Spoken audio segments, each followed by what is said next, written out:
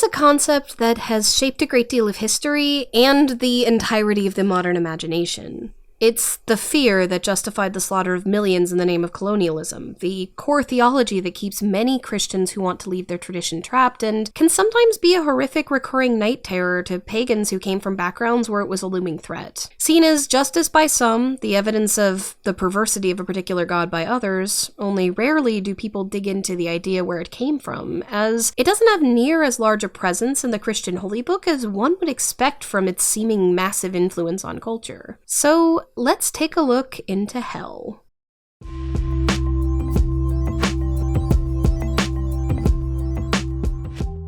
Kairete. The ancient Greeks had a concept of punishment for particularly wicked people in Homer's time, but the majority were thought to go to Hades proper, which was perceived as worse than life, but not terrible the way the Christian hell is. That changed with Plato, though we don't know if his ideas were original or if he got them from interacting with other influences, such as the Persian fire priests who had some inklings of eternal punishment, or from older mystery traditions we simply don't have written records of. But he's the first place we really start to see the ideas that later became the Christian hell take shape, and it's with him that we'll finish part 1 of this series, because this is going to take several videos to go through. I'll be covering early Jewish ideas of the afterlife in later videos, as well as the early Christian ideas of hell. This video is going to cover Greek and potential Zoroastrian influences, as both are clearly present in passages where eternal punishment is described in the Book of Revelation. In part 1 of this video, we'll go over the Zoroastrian ideas of the afterlife as we understand them, and some of the eerie resemblances that they have to later Christian imaginings. In part 2, we'll revisit Homer to show the foundation that Plato claims he built on in the Gorgias. Then in part 3, we'll go through Gorgias and Phaedo to take a look at Plato's idea of the afterlife. If you've seen my previous video on the Homeric afterlife, a lot of that section will be familiar to you, though I will be repeating it here for those who are new to the channel, and I've added some things that I've learned since I last made that video over 2 years ago. Speaking of which, if you're new here, hi! Hit the subscribe button and the like while you're at it. And if you like what I'm doing here, consider checking out the link in the description to my Patreon, where you can support me with as little as $2 a month, one for each video that I release. It really helps me out when I need to get my hands on expensive research materials, and allows me to keep paying the monthly tithe through Adobe and to the services that I use for the awesome background music and stock footage that you're seeing throughout the video. In other words, it keeps the lights on. Only support me if you can afford it though, no pressure from me. With that out of the way, let's get into it. Part 1. Zoroastrianism.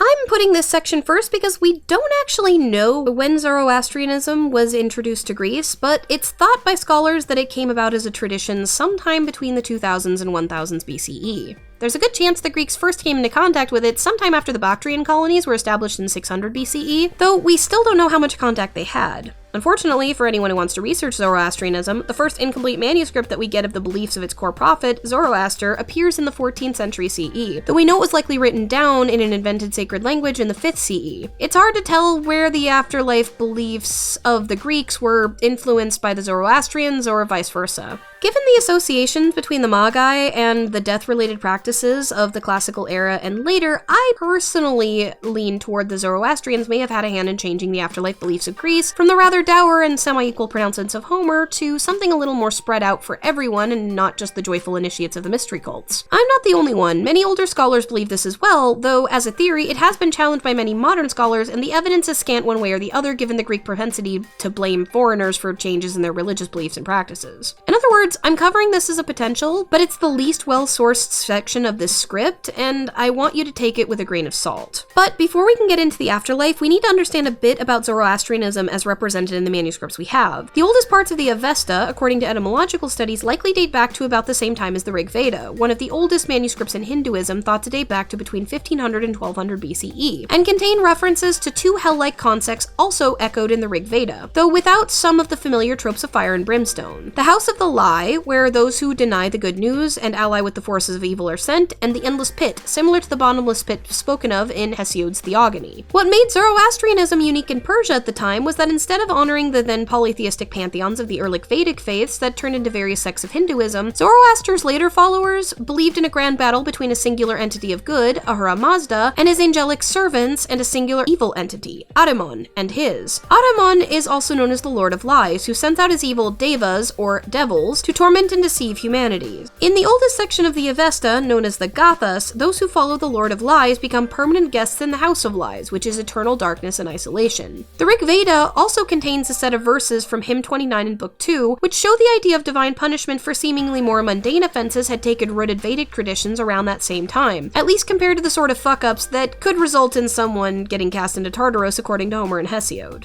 I singly have sinned many a sin against you, and ye chastised me as a sire of the gambler. Far be your nets, far, gods, be mine offenses. Seize me not like a bird upon her offspring. Turn ourselves hitherward this day, ye holy, that fearing in my heart I may approach you. Protect us, God, let the wolf not destroy us. Save us, ye holy, from the pit and falling. We'll get more into Homer and Hesiod's ideas and how they echo this in part 2. Returning to Zoroastrianism, a manuscript from the 9th century CE is thought to be a transcription of the much older story of Viraz, the world's best man, who sent into the afterlife to verify that people are correctly practicing the tenets of faith at the time. This details a judgment by the angel of justice Rathnu and the angel Mithra, who are thought to be the origin for the Roman cult of Mithras, in which all of their good works are put into a ledger and all of their evil deeds are entered as debts. If the total comes out to a surplus, they go to one of 3 good paths, that of the moon, the sun, or the stars. If it comes out exactly even, they go to a sort of boring purgatory, and if they total out to a debt, even the smallest, the soul falls into the pit, which contains some pretty horrific punishment. Quick trigger warning for graphic images, you might want to mute for about a minute if you don't want to hear about the body horror. This story showcases an encounter with a number of tormented souls very similar to Christian versions from the 2nd through 13th centuries, including such lovely images as a woman being forced to eat male bodily fluids of all sorts due to approaching sacred ceremonies during menstruation, a man whose facial skin was being stretched beyond tearing from killing a pious man, and a woman who was suspended by her breast because she committed adultery. Yikes. Eventually, according to more complete manuscripts, there will be a final battle between the Lord of Lies and the good God, fought by a savior born of a virgin impregnated with the seed of Zoroaster, where good will come out on top. Later manuscripts allude to more terrible punishments, where those who are regulated to the House of Lies for 9,000 years will be released and forced to climb a hill of molten metal that will be purifying for the righteous, but terrible and realistically painful for those once confined to the pit. But eventually, all will be saved and resurrected in their bodies. There are other variations that imply final destruction for the wicked, so your mileage may vary there, but is any of this starting to sound a little bit familiar? As I said, there's a good chance the two traditions evolved alongside one another, but there's also evidence that for a while some of these ideas were considered heresies in early Christianity. Food for thought anyway. In the oldest variations on the manuscript, the punishments aren't described beyond the eternal darkness and separation from God, much like the eternal pit in the Greek tradition. But as I said before, it's hard to tell due to the scant written evidence that survives where the first ideas about punishment in the afterlife lie and who influenced who between the Greeks and the Persians. Likely there were elements of co-influence between both cultures, as the idea of an eternal paradise and eternal punishment does exist in Homer and Hesiod as well, though only for the most notably amazing or terrible humans. Those who committed crimes directly against the gods, meaning mortals and immortals who defied the order of Zeus in some way, were relegated to Tartarus, especially the titans and heroes who overstepped their place. The heroes who lived in virtue were given the fields of Elysium by Hesiod, which are alluded to in later Orphic and Eleusinian reference literature from the classical era and later. Let's get a bit deeper into Homer and Hesiod, shall we?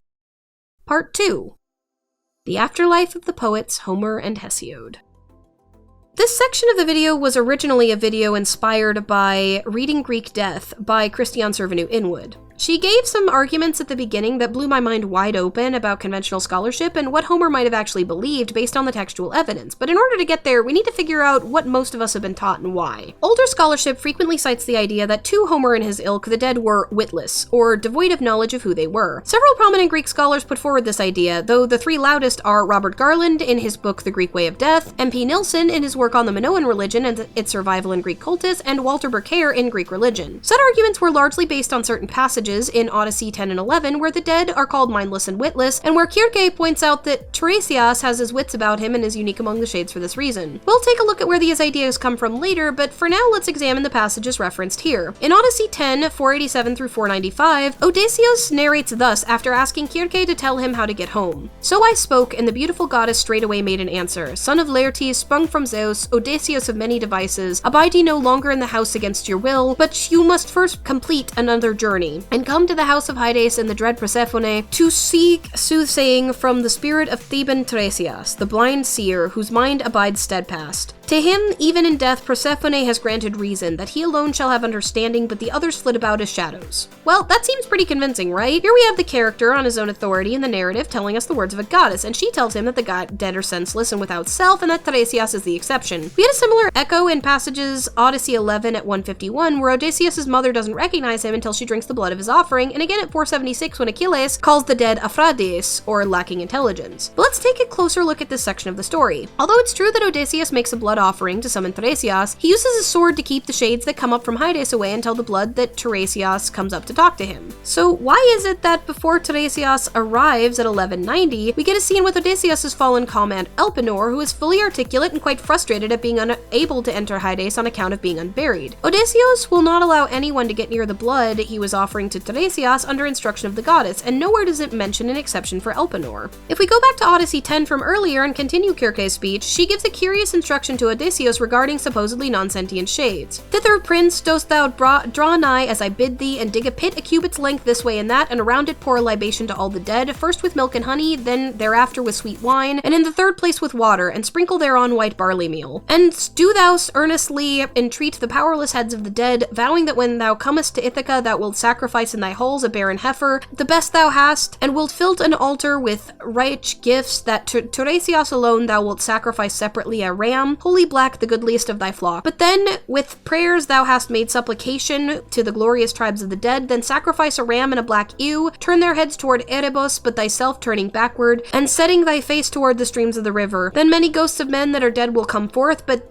do thou after call to thy comrades, and bid them flay and burn the sheep that lie there slain by the pitiless bronze, and make prayer to the gods, to mighty Hyades and dread Persephone. And do thou thyself draw thy sharp sword, and beside thy thigh sit there, not suffering the powerless heads of the dead to draw near thy blood, till thou hast inquired of Tiresias. Then the seer will presently come to thee, leader of men, and he will tell thee the way and the measure of the path, and of thy return how thou mayest come over to the teeming deep." Odysseus does do this at the beginning of chapter 11, by the way, but as Sourvinou-Inwood points out in Reading Greek Death, why would one swear an oath to witless shades who do not know who they are until after they drink blood that is physically in front of them, when they're unable to process what has just been spoken? Something strange is afoot. Sourvinou-Inwood also points out later that in chapter 11, when Aias comes out of Hyades in 538 through 565, he doesn't drink the blood, but does refuse to speak to Odysseus out of the wrath that he still felt for him from his death. Odysseus even placates him. "Aias, son of peerless Telamon, waste not thou even in death to forget thy wrath against me because of those accursed arms? Surely the gods sent them to be a bane to the Argives, such a tower of strength was lost to them in thee, and for thee in death we Achaeans sorrow unceasingly, even for the life of Achilles, son of Peleus. Yet no other is to blame but Zeus, who bore a terrible hatred against the hosts of Danaan spearmen, and brought on thee thy doom. Nay, come hither, prince, that thou mayest hear my word and my speech, and subdue thy wrath and thy proud spirit." But it is to no avail. "So I spoke, but he answered me not a word, but went his way to Erebus to join the other spirits of those dead and gone. Then would he nevertheless have spoken to me for all of his wrath, or I to him, but in the heart of my breast was fain to see the spirits of those others who are dead."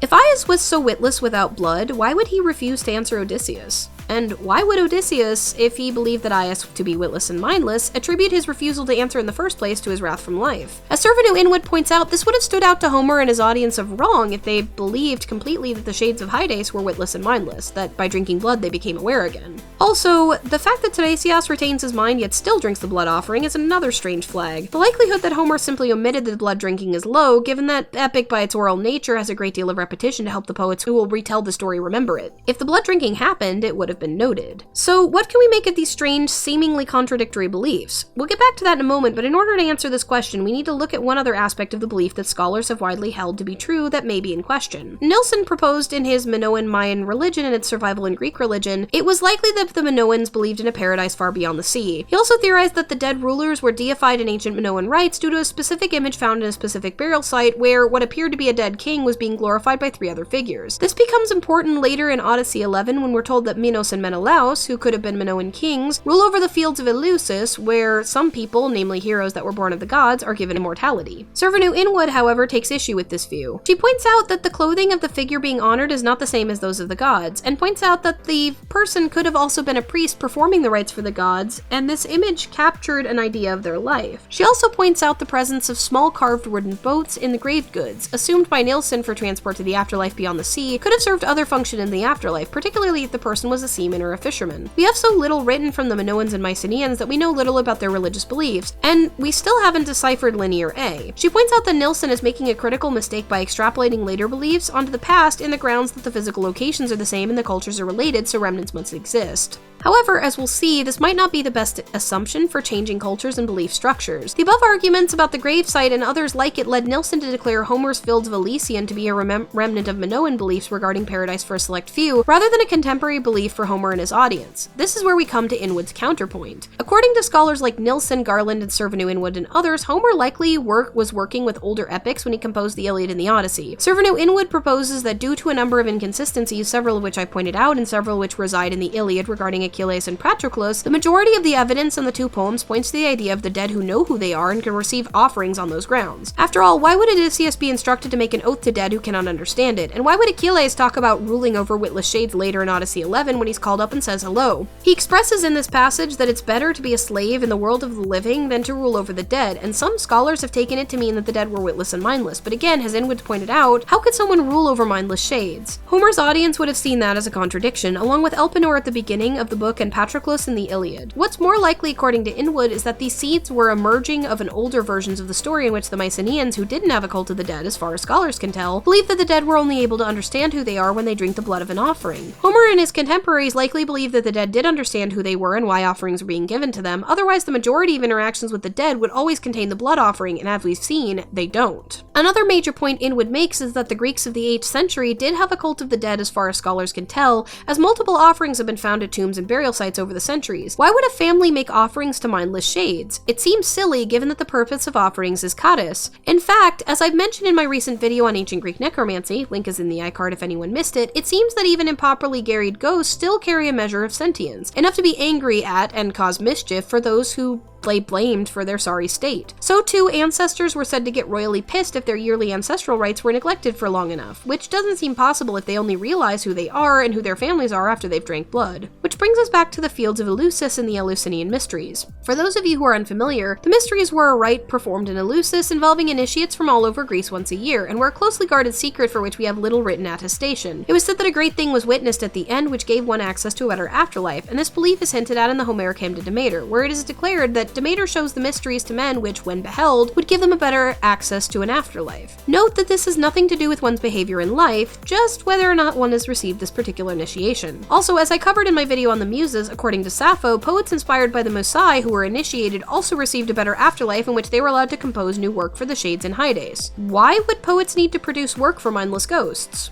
The last thing I'd like to touch on is the topography of Hyades. There's a brief description given in Odyssey 11 of the entrance to Hades and the river, as of yet unnamed, that shades cannot cross without permission from Hyades and Persephone, but Odysseus under Circe's divine protection does. The souls of the dead are said to fly there of their own accord in every passage outside Odyssey 24, but many scholars believe that Odyssey 24 is interpolated for a number of stylistic and belief-related reasons. If you all are interested, I can do a more detailed series of videos on the Odyssey and the various scholarly opinions about it. The lack of detail on the matter is likely due to widespread belief that the realm itself is unseen to those who don't belong there. So when multiple descriptions of Hyades conflict, it wasn't really seen as strange. The ancients even understood that poetic license was given to the writers. We do get a brief mention of the afterlife and its geography from Hesiod and Theogony as well, though it's one of those things that scholars love to pick about because the descriptions from differing parts of the poem seem to contradict each other. We're told in Theogony 7:21-5 that Tartaros is as far down from the surface of the earth as the earth is from the top of the sky, which Hesiod perceived as being a solid 9 days worth of falling if you had started from the surface of the earth. We're also told that the roots of the earth grow above Tartaros and that the night wraps around it, and that the Titans are imprisoned there in a massive bronze fence. The house of Hyades is said to be contained within it in later passages, as are the houses of night and day, which are said to never be seen together, and death and sleep, which the rays of Helios are said to never touch. Tartaros would be the totality of the underworld to Hesiod, perhaps merely a section of it to Homer. The house of Hyades is guarded by Kerberos, who allows the dead in but devours any dead who try to escape, though clearly Hyades and Persephone can make exceptions for ancestor worship if Homer is to be believed. Styx, who is personified both as a river and a goddess, has her house there, and is thought to be a goddess tasked with holding the gods to their oaths, so no one would need to be imprisoned in Tartarus, similar to the Erinyes for mortals. It's said that a god who breaks an oath would be submerged beneath her waters for a year, deprived of the nectar and ambrosia which which keeps the gods immortal, then exiled from their tables for 9 more years before finally being allowed to return. A bit different from the role Styx seems to play in later work and the theorized Orphic ideas, which I'm not going to get into in this video. So what would a Homeric afterlife be like? The idea of individual fates does have hints in Homer, though the average person would likely end up in the same place. Achilles being said to rule over the dead and Minos being the ruler of Eleusis are 2 such hints, as are the entreatments to the Erinyes who punish oathbreakers in the afterlife by Odysseus toward the end of Odyssey 11. Most people ended up in the same spot unless you did something really bad by breaking an oath sworn to the gods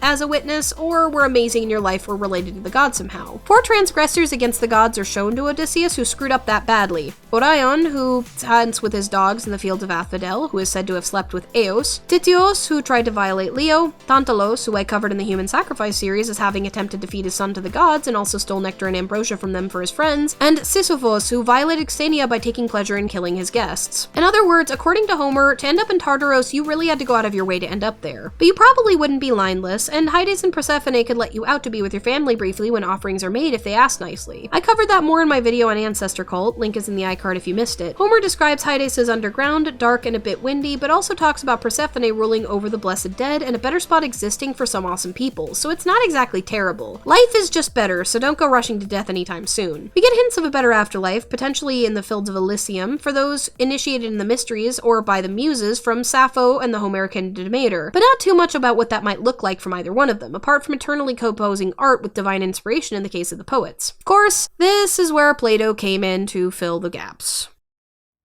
Part 3. I guess we need to talk about Plato.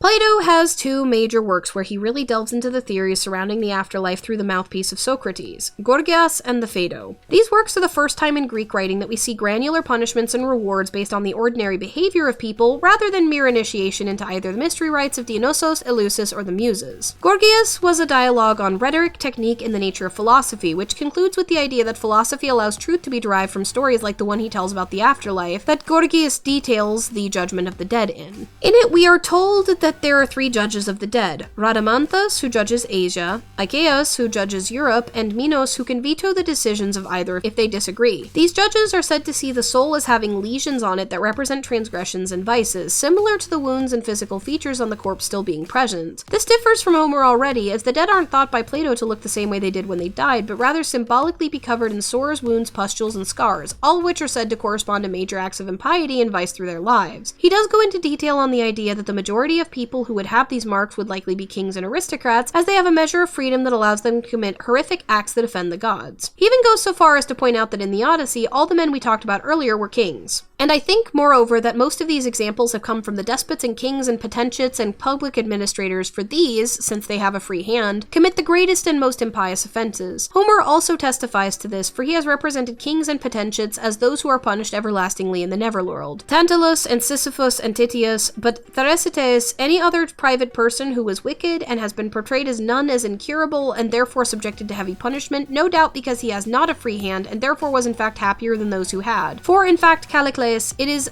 among the powerful that we find the specially wicked men. Still, there is nothing to prevent good men from being found even among these, and it deserves our special admiration when they are, for it is hard, Callicles, and deserving of no slight praise, when a man with a perfectly free hand for injustice lives always a just life. The men of this sort are but few, for indeed there have been, and I expect there yet will be, both here and elsewhere, men of honor and excellence in this virtue of administering justly what is committed to their charge. One, in fact, there has been whose name stands high among us throughout the rest of Greece, Aristides, son of Lysimachus, but most of those in power, my excellent friend, prove to be bad. He then tells us that there are 2 classes of particularly corrupt people: those who are curable, and thereby whose punishments are meant to help them atone and therefore eventually prepare for rebirth, and those who are not, whose punishments are set up for the spectacle to dissuade other potential sinners from following their path. He mentions that every so often, a particularly virtuous soul will pass judgment and be sent to the Isles of the Blessed, which breaks from the mystery rites, as it was thought that all those initiated would have a better afterlife there. We aren't told much about the punishments in Gorgias, apart from a nod to what happens is what is fitting.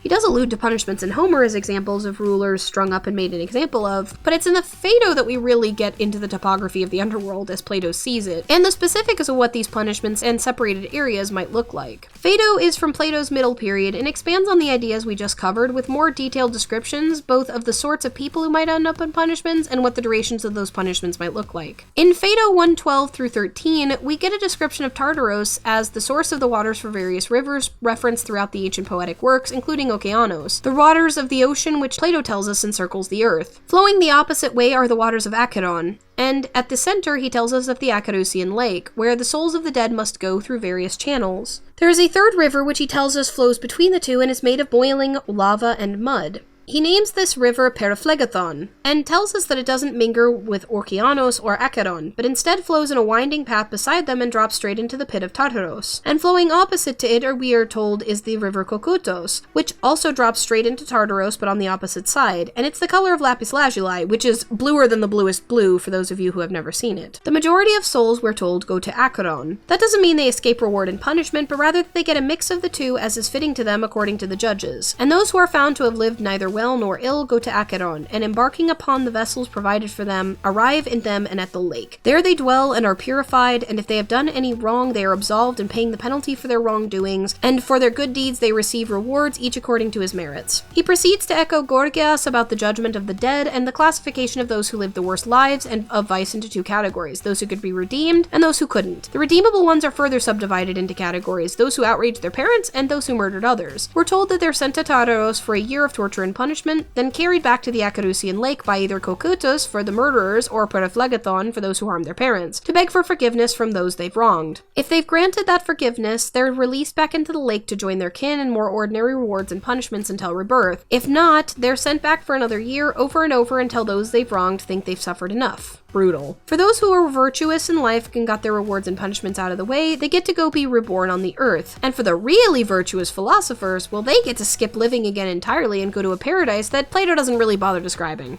I guess paradise is boring or something. He really doesn't get into detail about the punishments either, to be fair, just stresses how terrible they are. To get an actual description beyond an allusion to Homer, you'd have to look at Virgil's writings, which we'll cover in the next video in the series. He does build upon ideas in Homer and Hesiod, the extreme punishments of the kings, though notably he shifts from the earlier view in Gorgias that the only people who are likely to end up in Tartarus are tyrants, and instead adds all murderers and those who offend their parents that are the worst offenders. Kinda conservative a little bit, huh? Later in the Timaeus, the idea of rewards and punishments in the afterlife disappears in favor of reincarnating first as a woman, as women were seen by Plato as lower, and then later into various animal species based on which virtues went unpracticed by the person in their earlier life. These ideas are less impactful in the later development of Hell and Christian cosmology, though they are interesting as foundations for many modern occult reincarnation theories. It's easy to see how Plato's judges and punishments set the stage, potentially either alongside or as foundational for some of the later Zoroastrian ideas developed in regions in contact with the classical Greece, and potentially inspired later poets like Virgil into a much more detailed and fanciful account. You can clearly see some of the seeds for what would become hell, but even Plato's punishments aren't eternal, though Zoroaster's are. I personally lean toward a mix of Homer's ideas and some of the ideas we see in Sappho's poetry, that most people get an okay afterlife, and some who are initiated into mystery cults by the muses or were just extra special badasses get access to something better. The idea of eternal punishment for finite crimes just doesn't jive with what we know of the gods. Hell, even some of the offenders from Homer's work get out in later myths, quite a few by Heracles, son of Zeus. We get into Virgil's ideas, the apparent beliefs in the Tanakh, and some of the early Christian ideas in the next video.